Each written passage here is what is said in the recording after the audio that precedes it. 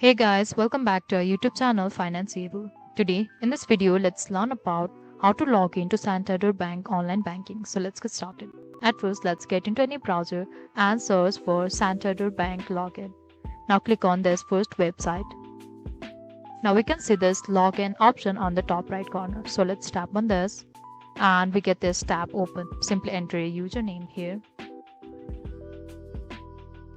and enter the password.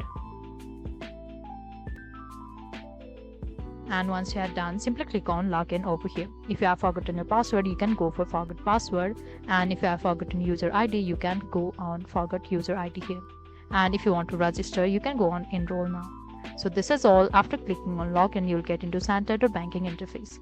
So that is all. I hope you liked the video. Please do like and subscribe. Thanks for watching.